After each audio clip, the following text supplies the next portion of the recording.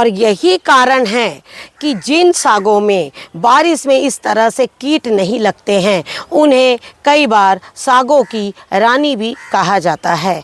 तो ऐसी साग बिल्कुल लगाइए जो अपने ही ग्रुप में एक रानी के रूप में खड़ी रहे। और दोस्तों, स्वागत है आपका हमारे इस YouTube चैनल में। दोस्तों, आज हम आपको सब्जी नहीं कुछ ऐसी सब्जियां बता रहे हैं जो पत्तेदार है। और ये हम सब जानते हैं कि बारिश के मौसम में कुछ पत्तेदार सब्जियां खाना हमें मना होता है, लेकिन कुछ पत्तेदार सब्जियां ऐसी भी होती है जिसको खाना बहुत ज़्यादा ज़रूरी होता है, कारण कि वो साग ही बनी है बारिश में खाने के लिए। जैसे कि हम सभी जानते हैं कि कुछ साग तो ऐसी हैं जो पूरी सालों साल हमें मिलती हैं, मार्केट में भी और घर में भी बहुत आसान होता है लगाना। लेकिन कुछ साग ऐसी होती हैं जो सिर्फ़ और सिर्फ बारिश के ही मौसम में होती है। बारिश में जब उनके बीज लगाए जाते हैं और वो हमें एक शीतकाल मौसम तक के मिलती है। जैसे कि आप देख रहे हैं हमारी ये साग आप सभी जानते हैं। ये साग हमारे यहाँ खट्टी साग के नाम से जाना जाता है और बहुत सारी जगह में इसे अंबाड़ी साग और भी कई तरह के नामों से इसे जाना जाता है। ये साग की जो खासियत है वो ये है कि ये साग जो है बारिश में बोई जाती है और बारिश में ही ये तैयार भी हो जाती है। इसका ग्रोथ जो है बहुत फास्ट ग्रोथ होता है और इसमें कोई कीट नहीं लगता। यही वजह है कि ये साग को बारिश के मौसम में खाया जाता है। ये हम सभी जानते हैं कि बारिश में कई साग ऐसी है जिसको हम नहीं खाते हैं और बोला जाता है कि साग नहीं खाना है क्योंकि उसमें कीट है, लेकिन ये साग ऐसी है जिसमें कीट नहीं लगता है और इसको बारिश में इसका सेवन किया जाता है। इसका सेवन अलग अलग स्टेट में अलग अलग तरीके से किया जाता है, लेकिन हमारे यहाँ इसको 2-3 तरीके से इस्तेमाल किया जाता है। इस साग के बीजों को मैंने जून के लास्ट वीक में लगाया था और ये जुलाई अगस्त में मैंने इनकी एक हार्वेस्टिंग ली थी और अभी उसके बाद वापस ये घनी हो गई है और बीच बीच में मैं इनके पत्तों को निकाल के ले जाया करती हूँ।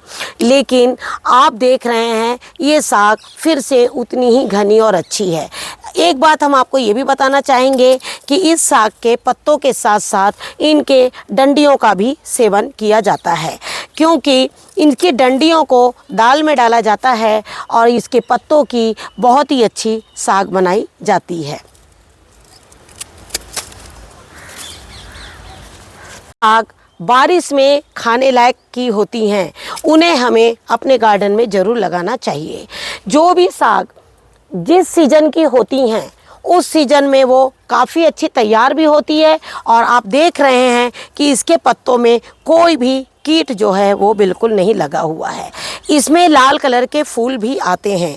और एक चीज़ ये भी बताना चाहेंगे, इस साग में भी 2 क्वालिटी होती है, एक हरी दाल होती है और एक लाल दाल होती है। जो लाल दाल वाली साग होती है वो काफ़ी टेस्टी और हेल्दी होती है। तो ऐसी सागों को बिल्कुल लगाइए। अगली साग हम आपको जा रहे हैं वो भी बारिश के ही सीज़न में होती है। जैसे कि इस साग के बारे में भी आपने नाम सुना होगा। ये साग है कोला खेड़ा साग। ये साग इतनी ही ज़्यादा हेल्दी है, अगर आप इसके बारे में जानेंगे तो आप बोलेंगे कि हाँ, ये साग मुझे बिल्कुल बारिश में लगानी चाहिए। ये साग बारिश में ही होती है और ठंड आने तक के इसमें जो है फूल और बीज जो है वो निकल जाते हैं। ये साग ज़्यादातर बहुत जो धान की खेती होती है उसमें भी ये साग बहुत ज़्यादा मात्रा में पाई जाती है, लेकिन इस साग को मैंने मार्केट से बीज से नहीं इसकी डाल से लगाया था।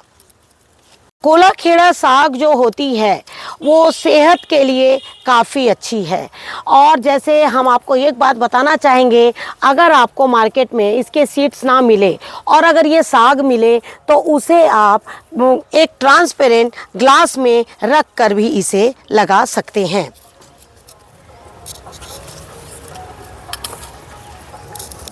जैसे आप देख रहे हैं जब एक बार आप साग को लगाएंगे तो उसमें इस तरह से जड़ें निकल जाएगी। आप इस साग को जितना मर्जी आगे बढ़ा सकते हैं। आप यहाँ से इसे काट कर और वापस दूसरे गमले में इसे लगा सकते हैं।